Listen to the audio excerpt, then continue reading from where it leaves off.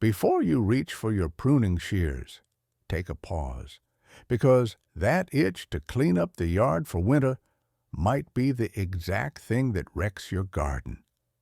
Most folks look at dead, brown stems and see nothing but clutter, but what you're actually staring at is a surprisingly smart system of natural winter protection. When it comes to these 10 specific perennials, cutting them back too early is basically an invitation for root rot, frozen crowns, and absolutely no flowers when spring rolls around. As a lazy gardener myself, I'm here to explain why doing nothing at all is often the smartest and most professional move you can make this time of year. Let's get into the science behind why these plants depend on their messy, forgotten stems to survive harsh winter weather and bounce back stronger than ever. First up on the list is the mighty hydrangea, and it just happens to be the plant people ruin most often with over-enthusiastic pruning. If you're growing mophead or lace cap varieties, you need to know that these plants have already secured their future inside those stiff, brittle stems. What looks dead and useless right now is actually protecting tiny flower buds that formed back in late summer, sealed away like a biological time capsule.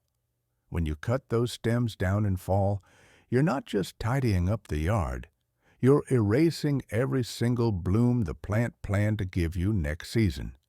And the damage doesn't stop there. Pruning exposes the soft inner core of the stem to moisture and freezing temperatures, which can cause serious internal damage when a hard, cold snap hits. The lazy rule here couldn't be clearer. Leave every one of those sad-looking canes standing exactly where they are until spring arrives. By leaving them alone, you let the old wood serve as a natural wind barrier and insulation for the delicate growth points hiding inside. Just ignore the mess until late spring, when you start to see green buds pushing out. At that point, and only then, trim away the wood that's truly dead. This kind of intentional neglect is the only reliable way to guarantee a huge, head-turning flower show once warm weather comes back. The next plant you need to leave alone is Sedum Autumn Joy, a perennial that practically builds its own winter survival bunker if you don't interfere. Those stiff, dried flower heads might look like leftover garden debris, but they're actually smart, natural snow collectors. In horticulture, a layer of snow is about the best free insulation a perennial can get during a deep freeze. When you leave the stem standing, snow naturally gathers around the base of the plant, forming a stable pocket of warmth that stays far more consistent than the harsh air above it. If you cut sedum back just to make things look tidy, you're tearing away its built-in heating system and leaving the crown exposed to wild temperature swings. Those repeated freeze and thaw cycles can force the soil to shift and lift, sometimes pushing the roots right out of the ground and leaving them doomed. The lazy gardener's approach is to see those brown stems as a protective framework that holds the soil in place and shields the plant's core. Your job is simple. Stay on the couch and let winter do the hard work until spring starts to show itself. That small act of doing nothing is what helps sedum come back with thicker, fuller leaves once the ground finally thaws. Coming in at number 3 is the coneflower, a plant that really forces you to put the pruning shears down, not just for its own health, but for the sake of the local ecosystem too.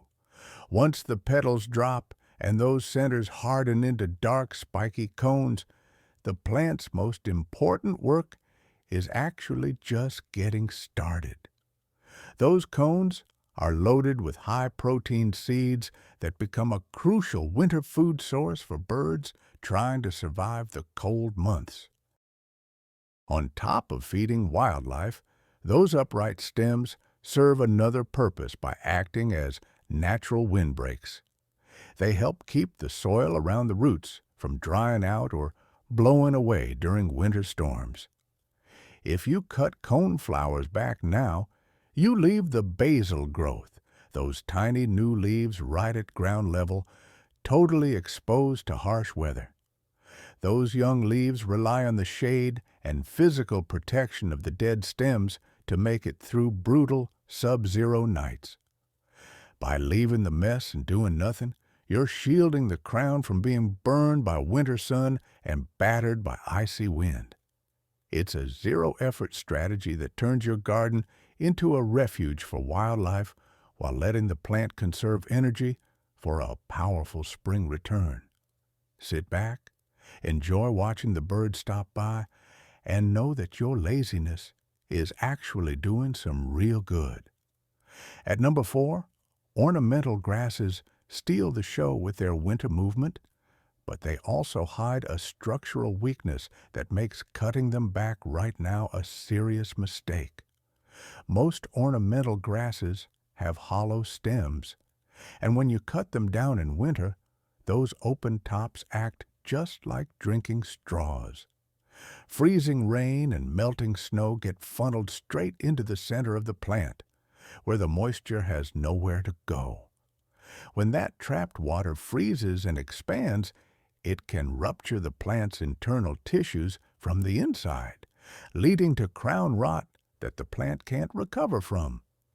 Leaving the tall, dried foliage standing creates a natural thatch roof that sheds water away from the sensitive core. That thick bundle of dead blades also forms an insulating layer, keeping the roots drier and noticeably warmer all season long. Cutting ornamental grasses too early doesn't just make the garden look empty. It actively invites moisture to destroy the plant's foundation before spring even arrives.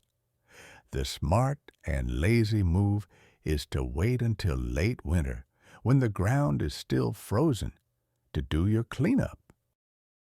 It's safer for the plant and a whole lot easier on your back.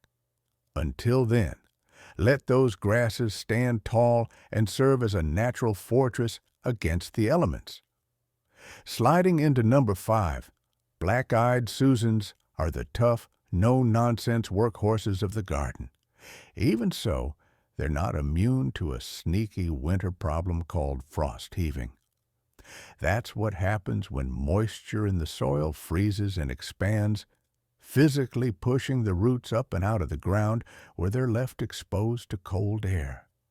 Those stiff, upright stems of Rudbeckia play an important role by acting like natural anchors that hold the soil together during rough winter weather. When you leave them standing, you're helping the ground stay stable and keeping your plants from being slowly lifted out of their own planting holes.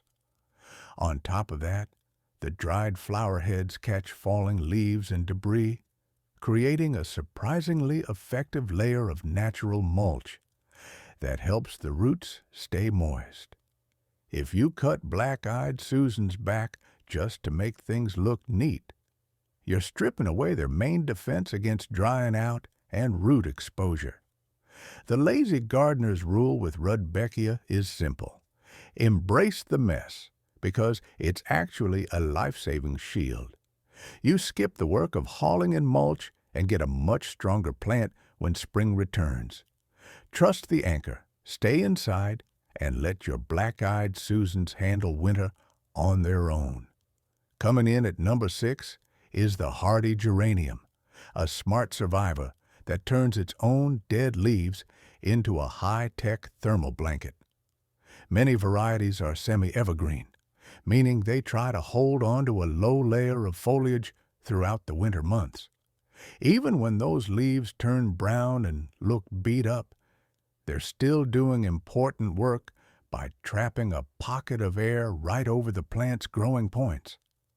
That overlapping layer of foliage creates dense natural insulation, blocking cold air and ice from reaching the sensitive center of the crown.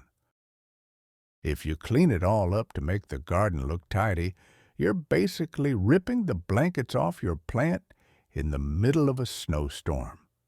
That kind of exposure can freeze the crown solid, and when that happens, the plant often never wakes up in spring.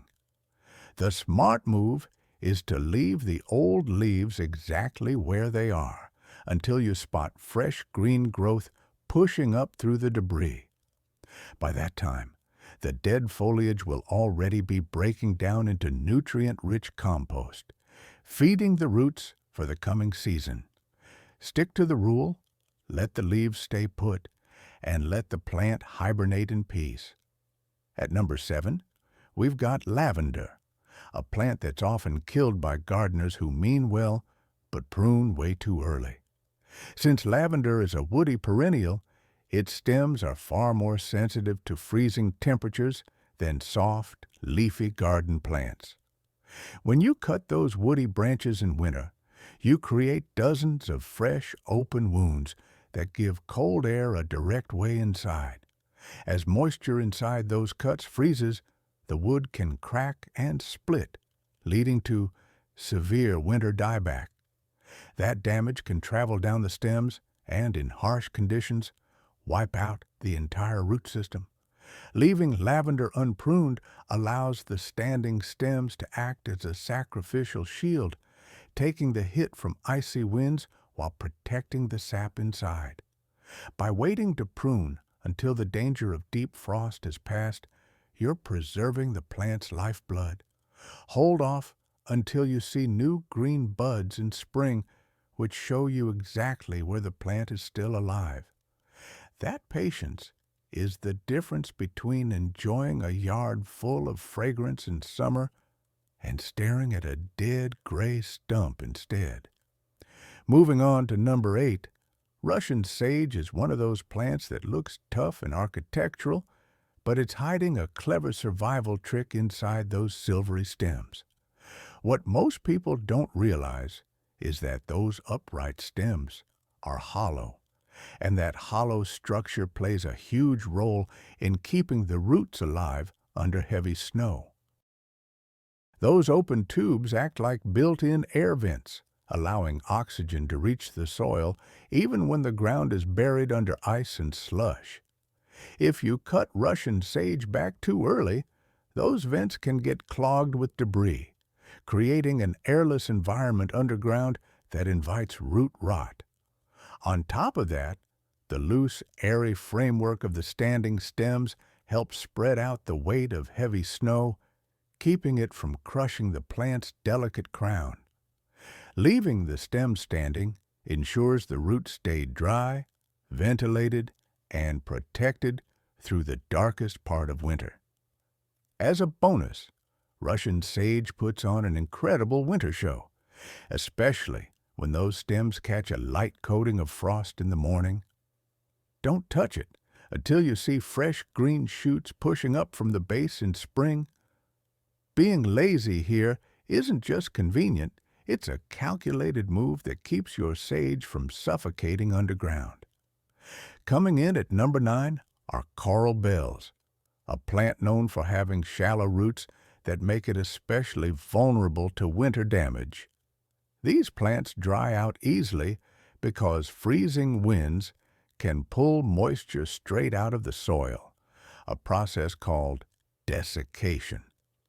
Even when the leaves look scorched and ragged, they're still doing their job by overlapping like roof shingles and sealing moisture into the ground.